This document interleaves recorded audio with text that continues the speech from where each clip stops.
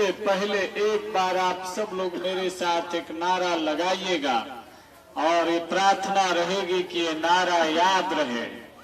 मैं कहूंगा जनता का सुंदर राज, आप सब लोग कहिएगा 2 बार जन सुराज, जन सुराज। जनता का सुंदर राज, जनता का सुंदर राज। धन्यवाद। अब आपके ग्रामीण अनूप कुमार जी हैं। हाँ, अनूप जी 2 शब्द विचार व्यक्त करें।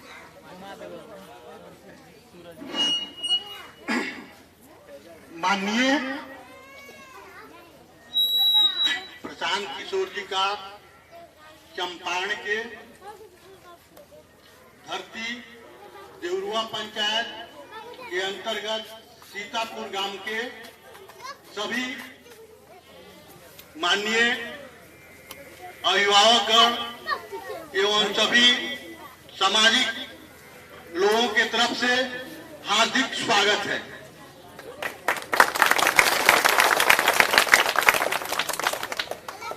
बहुत ही खुशी की बात है, माननीय प्रशांत किशोर जी ने अपनी पद यात्रा जन सुराज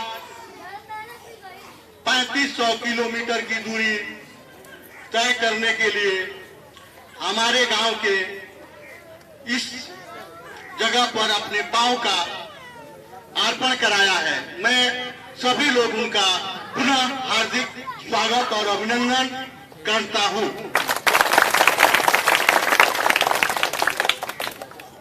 अभी आप सब लोगों को पता है जन सुराज के बारे में सब कोई जान गए, समझ गए। हमारे चंपारण के अंतर्गत महात्मा गांधी ने भारत छोड़ो आंदोलन का शुरुआत इटावा से शुरू किया था। आप देखिए, सभी प्रकार के नेताओं को आपने देखा होगा, समझा होगा, परखा होगा। सबके बारे में आपने यही देखा है कि कोई हेलीकॉप्टर से आता है, कोई डिस्ट्रिक्ट के पहले आता है, जहां हम लोग अपना भीड़ बनाते हुए वहां मौजूद होते हैं। जाने के पश्चात हमको क्या मिलता है, हर समय समस्या को जूझते हुए अपनी समस्या उत्पन्न करना पड़ता है। माननीय प्रशांत जी ने गली मोहल्ला, गांव, पंचायत सब जगह पर अपने स्तर से हमारे और आपके सहयोग से घूमने का काम कर रखा है। आशा ही नहीं, पूरी विश्वास है कि माननीय प्रशांत जी के द्वारा इस जन सुराज का जो प्रारंभ यात्रा किया गया है, उसको हर प्रकार से हम लोग अपना आशीर्वाद प्रदान करते हुए और इस जन सुराज यात्रा को सफल बनाने के लिए तत्पर रहेंगे। मैं प्रशांत जी का कीमती समय नहीं लेना चाहता हूं, क्योंकि समय कम है और हम लोग 2 शब्द आशीर्वाद के रूप में इनसे अपना सुने।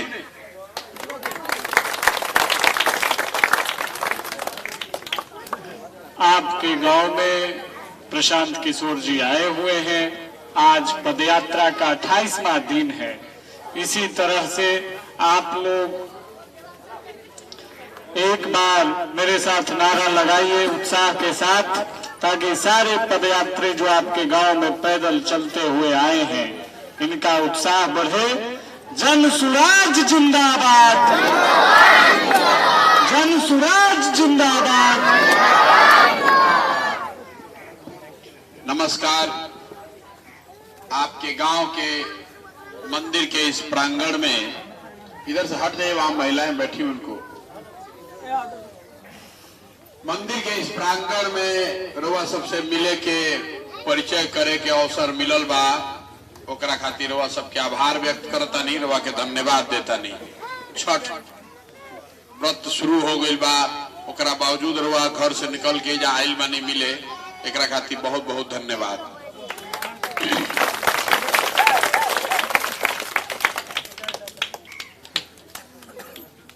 नाम है प्रशांत किशोर। बिहार के रोहतास जिला के एक छोटा सा गांव कुनार से आते हैं।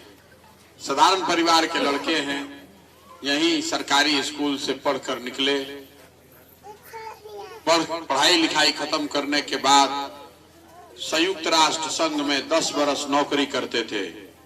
पहले भारत में, फिर अमेरिका में, उसके बाद अफ्रीका में। 10 बरस नौकरी करने के बाद 2011 में भारत लौटे। लौटने के बाद जो काम 10 साल किया उसको आप राजनीतिक रणनीतिकार, चुनाव प्रबंधन जैसे शब्द से जानते हैं।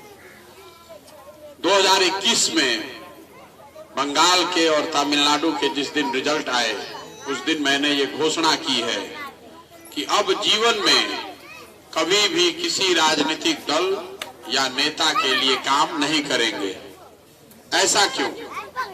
उसी काम को करके इतना नाम कमाए हैं। लोग बताते हैं कि वो काम करने के लिए, जैसे वो जाता नहीं डॉक्टर की यहाँ, वकील की यहाँ, तो आपको 200, 400, 500 रुपया फीस देना पड़ता है। जो काम हम करते थे, बड़े बड़े नेता, पार्टी वाले लोग आते हैं ये कहने कि भैया हमारा चुनाव जीतने में मदद कीजिए, हमारा प्रबंधन का काम कर दीजिए, तो उसके लिए सैकड़ों करोड़ रुपया मिलता है। तो उस काम को क्यों छोड़ दिए? इतना नाम, पैसा, शोहरत सब क्यों छोड़ दिए? इसलिए छोड़ दिए कि जो देखा 10 साल लोगों के साथ, बड़े बड़े नेताओं के साथ रह के देखा कि आप किसी की मदद करके उसको चुनाव जिता देते हैं, सत्ता का परिवर्तन हो जाता है। उससे ये जरूरी नहीं है कि व्यवस्था का परिवर्तन हो जाए, उससे जरूरी नहीं है कि लोगों का जिंदगी बदल जाए।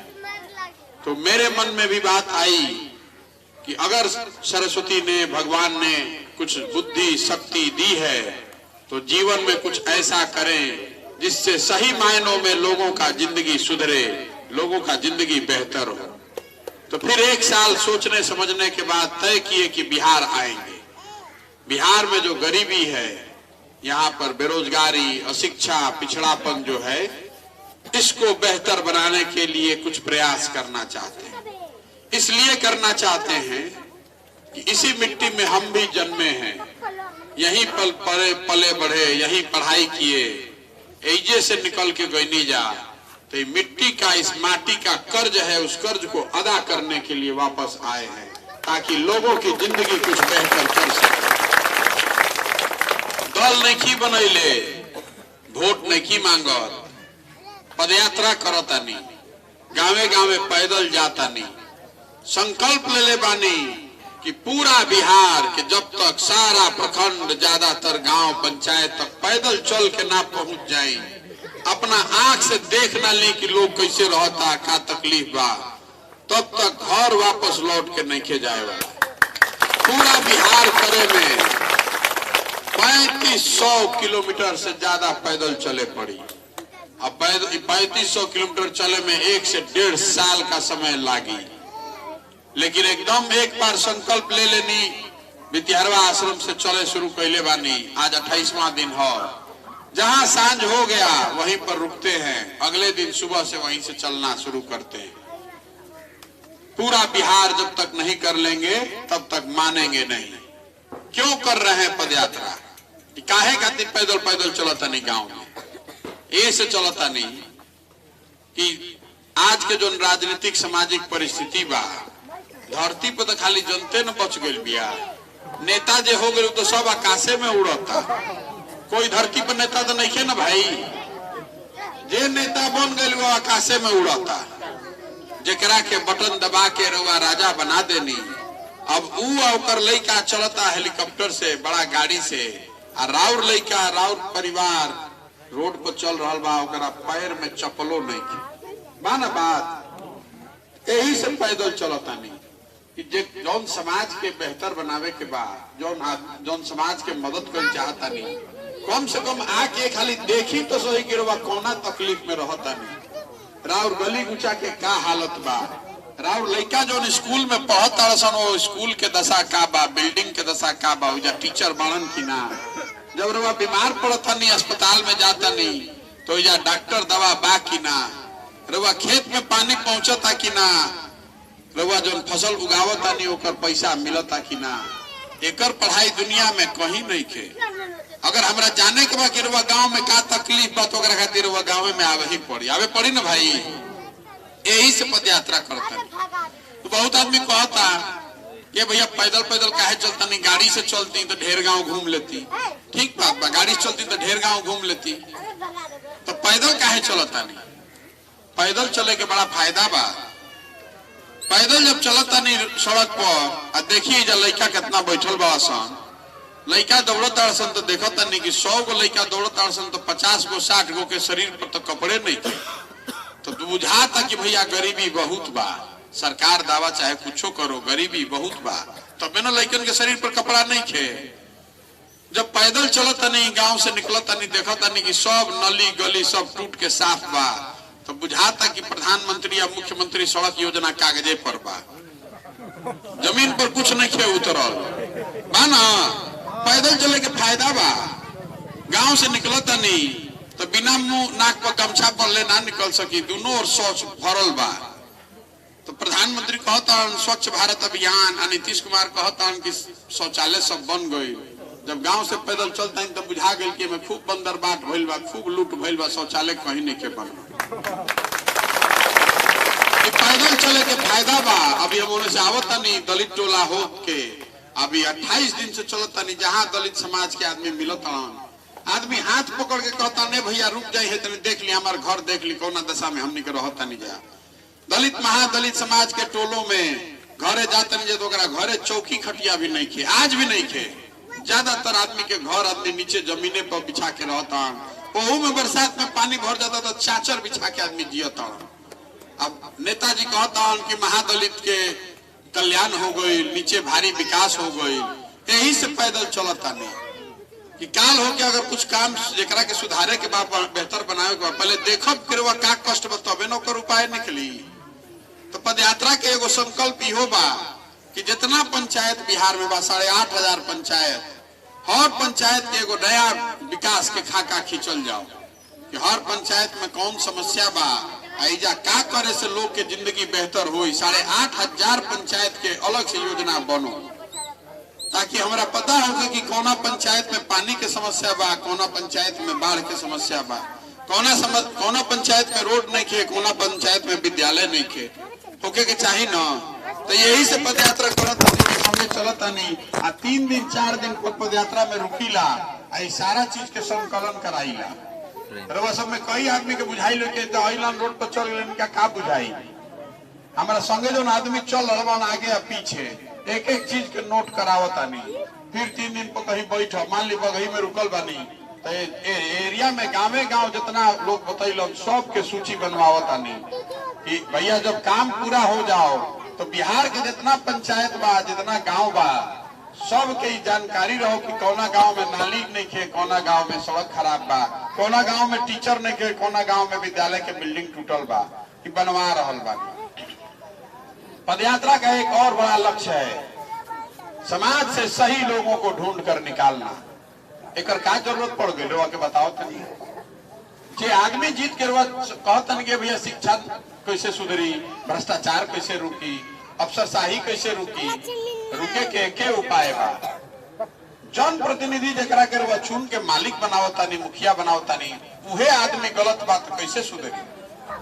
जरा के तिजोरी के चाबी देता नहीं, उहे चोर बात कैसे सुधरी। रवा बताई हमने के जा बैठता नहीं जा, सब के वोट दे के देख लेनी जा। कांग्रेस के दिया, फिर लालू जी के दिया, ओकरा बाद नीतीशो जी के दिया था। दिल्ली में हमने के मोदियो जी के दिले बनी जा ना। 14 में हम मोदी जी के प्रचार हम ही करत रही, नारा लिखनी जा, हर हर मोदी, घर घर मोदी, घरे घर से मोदी जी के नाम लियाई ना, घरे घर से मोदी जी के वोटो दियाई वाला वोट मोदी जी के। इतना धीरे बोलता नहीं, अरे वोट दिले बन तबे ना प्रधानमंत्री बन। तो घरे घर से मोदी जी के वोट दिया बा, तो घरे घरे से 1250 सिलेंडर के दिया था ना, दिया था कि ना। अरे मेरे भाई, तो घरे घर से वोट मोदी जी के हमने के दिले बानी जा, तो सिलेंडर के पैसा आप खड़ा हो जाइए, हमको रहना है, लोकेशन नहीं पकड़ेगा। डीएपी यूरिया के 500 के यूरिया 1800 1900 में बेचाता ना, और यूरिया आपके लिए 277 के बेचाइला 800 रुपया में। किसान बाप बाप करता, हम चाहता तो रास्ता में आदमी कहता कि ये भैया हम पूछने किसान लोग के का हालत बा, देखो तनी खेती बड़ा बढ़िया मजबूत पाई जा, किसान के दशा करवा पूछी मत। पहले किसानी होत रहे, खेती होत रहे, तो 5 वर्ष किसानी होत रहे तो 10 कट्ठा जमीन आदमी खरीद लेत रहन, पेट काट काट के भी 10 कट्ठा 20 कट्ठा जमीन खरीद लेत रहन। अब 5 वर्ष किसानी होता तो 10 कट्ठा जमीन बेचा जाता। मानो बात है, काहे बेचा जाता? अब रुआ समझिए बात के, 277 के यूरिया रुआ खरीदता नहीं 800 900 में, 500 के डीएपी खरीदता नहीं 1600 1700 में, आ 1900 के धान बेचता नहीं 1200 में, तो खेत ना बेचाई तो जाइब कहाँ? ना बेचाई खेत तो बेचेबे न करी। तो आदमी सब बतियाओ तन हमनी की दुर्दशा काहे बा? दुर्दशा ऐसे बा कि बिहार में जो जन प्रतिनिधि बा ओकरा मन से डरे खत्म हो गल बा कि हम काम ना करब तो चुनाव हार जाई। उ जान रहल बा कि अरे 5 वर्ष पब्लिक बैठी गाली दी बतियाई, लेकिन जब वोटवा देवे के बात आई तो वो दिन तो जाके भैया जाते के नाम पर वोट फिर दिया जाए। आ जात से बचल जाई तो हिंदू मुसलमान में फंस जाई, आ वहू से बच नहीं तो भारत पाकिस्तान हो जाई, आ सब से बच गई नहीं तो पुलवामा बढ़ले बा न।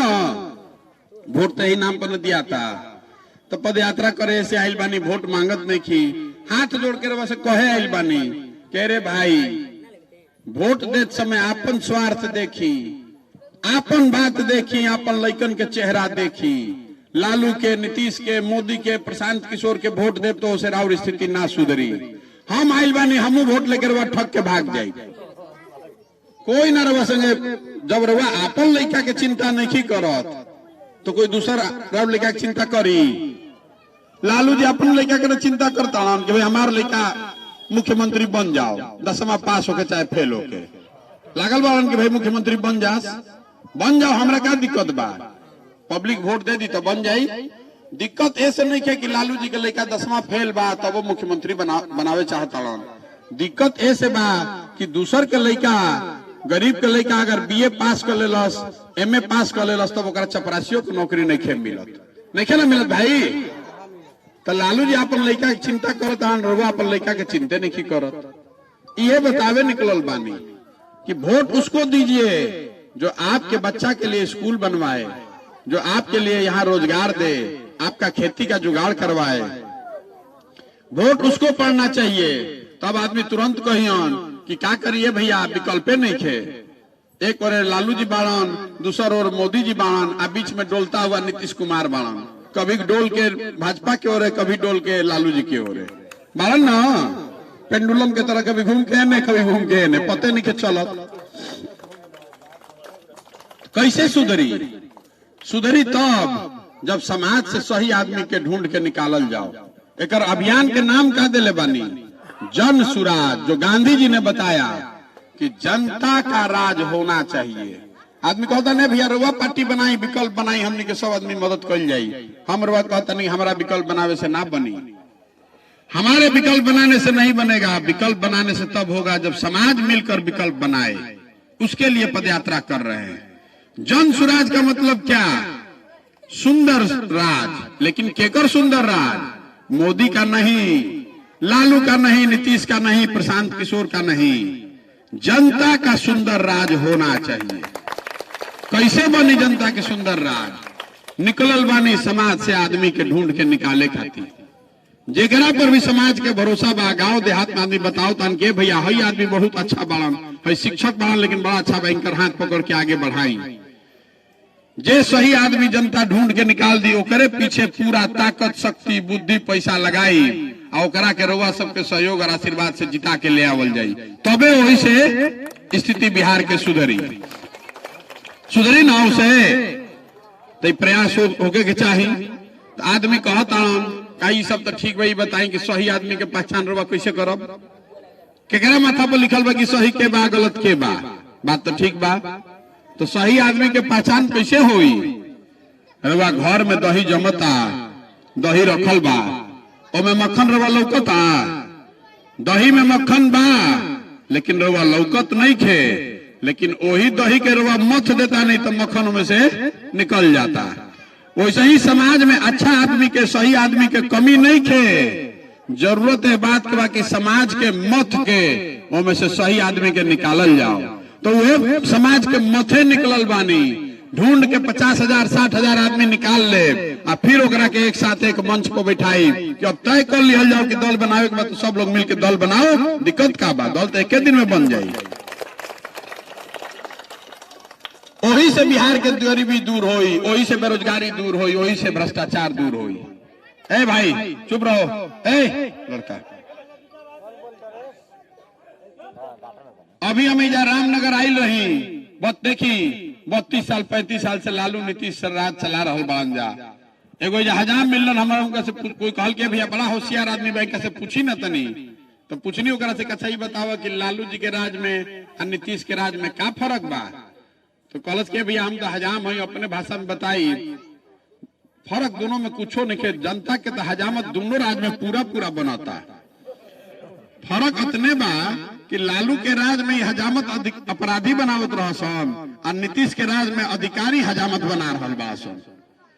लालू जी के राज में जो अपराधी रहे तो गन लगा के रात में लूटत रहे, और नीतीश के राज में जो अधिकारी बा कलम लगा के दिन में लूट रहा है ना भाई। एको काम बिना भ्रष्टाचार के हो सकता तो फिर वह जंगल राज हो गई बा। बदले के चाहिए। सब आदमी कहता भैया विकल्प बनाई तो वही खातिर निकलल बानी, लेकिन विकल्प हमारे दल बनाने से नहीं होगा, हमारे नेता बनाने से नहीं होगा। एक आदमी मुख्यमंत्री बदल जाए, दल बदल जाए, उससे बिहार नहीं बदल सकता। तो पहले भी कई गो आप बदल के देख लिए हैं। बदलेगा तब जब समाज जगेगा, जब आप चिंता करके वोट कीजिएगा, ठीक आदमी को चुन कर लाइएगा, तब बदलेगा। एक आदमी के बस का बात नहीं है, इसीलिए पदयात्रा कर रहे हैं। समाज को जगाने निकले हैं, दल बनाकर वोट मांगने नहीं निकले हैं। तो प्रयास हो को ना, प्रयास हो को। तो रउआ से सवाल पूछे आइल बानी। ए चुप रहो जरा भैया, ए लड़का डाटा जरा हो। ए रुक जाओ छोड़िए। एगो दूगो सवाल रउआ से पूछे आइल बानी। गांव में वोट करवावता नहीं, पूछता नहीं। ये बताई, सब आदमी कहता कि भैया बिहार में विकल्प नहीं किए से गड़बड़ बा, तो बिहार में नया विकल्प बनावे के प्रयास करी ना। सब आदमी के बतावे के हाथ उठा के तब न समझ में आई। अरे बिहार में बेहतर विकल्प बनाने का प्रयास होना चाहिए ना, होना चाहिए। तो हम रउआ से वोट ना मांगनी, चंदो नहीं मांगत, और आपन नाम के झंडा बैनर पोस्टर भी नहीं लगैले। कुछ तो मांगब जरूर, इतना मेहनत करता नहीं। का मांगे आइल बानी? राउर आशीर्वाद लेवे आइल बानी। राउर आशीर्वाद लेवे आइल बानी कि 3500 किलोमीटर चले के बाद संकल्प ले ले बानी समाज के बदले के। तो बहुत मेहनत लागी, हाड़ मांस के शरीर से ना हुई। भगवान का कृपा चाहिए और आपका आशीर्वाद चाहिए। तो एक बार अगर आपकी सहमति है तो हाथ उठाकर आशीर्वाद दीजिए। जो प्रयास कर रहे हैं ये ठीक है ना, करें ना, प्रयास हो ना पूरा मन से ना। तो ठीक बा, एक बार मेरे साथ बोलिए, जय जन सुराज, जय जन सुराज। हम चलतनी 3500 किलोमीटर, रोवा सब में से जेकर मन होके आधा किलोमीटर चली साथ में, जहाँ थाक देबू जैसे लौट आई। बहुत बहुत धन्यवाद।